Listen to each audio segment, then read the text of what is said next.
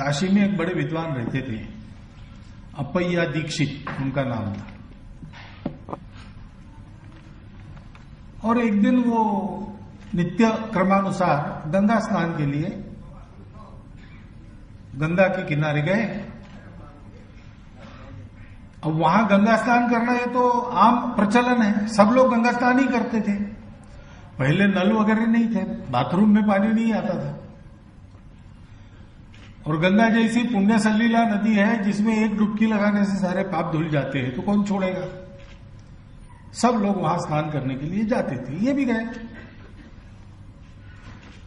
और जाते जाते उनके ध्यान में आया कि आज सोमवार है और अमावस्या है, यानी सोमवती अमावस्या है।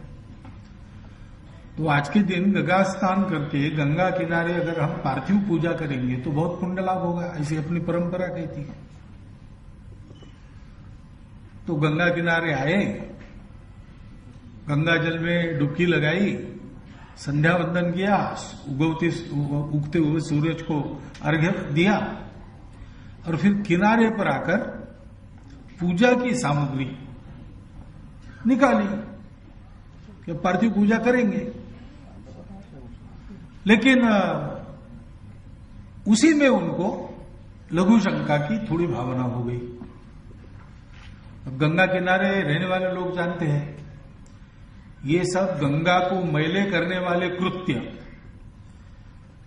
गंगा किनारे पर नहीं किए जाते, ऐसा अपने परंपरा में था। अब तो सारे कृत्य वहां होते हैं, फैक्ट्रियों का मैला, टैनरीज का पानी सब कुछ जाता है और इसलिए गंगा शुद्ध करने की बात चल रही। लेकिन पहले अपना सामाजिक अनुशासन ऐसा था कि नित्य कर्म से निवृत्त होना है तो गंगा पार करके कुछ दूर जाना, क्योंकि उत्तर के तरफ गंगा का पानी नहीं जाता, गंगा का पानी दक्षिण की तरफ आता है। तो उधर कुछ हुआ तो गंगा का पानी मैला नहीं होता, ऐसा मानते थे।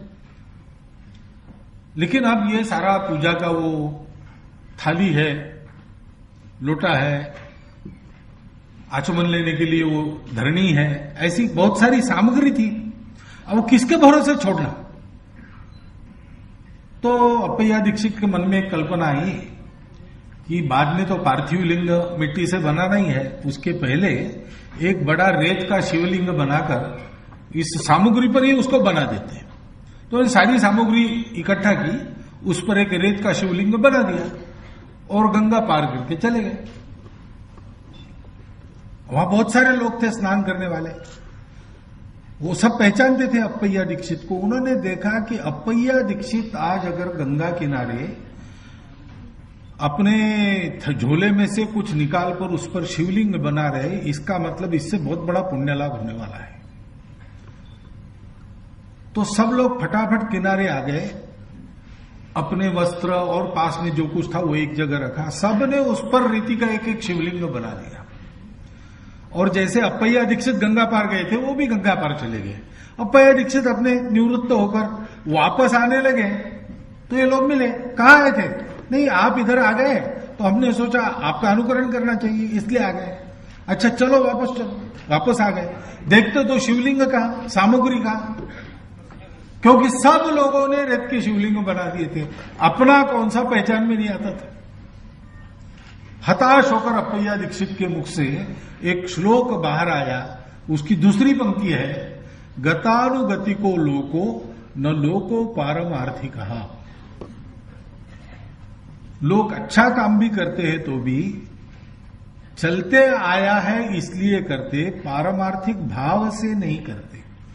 और इसलिए इतने सारे कर्म पूजा भारतवर्ष का लगभग प्रत्येक व्यक्ति करते रहता है जीवन में, लेकिन सबको मुक्ति नहीं मिलती, मोक्ष नहीं मिलता। और इसलिए कृति के पीछे विचार कौन सा है, भाव कौन सा है, इसका महत्व है।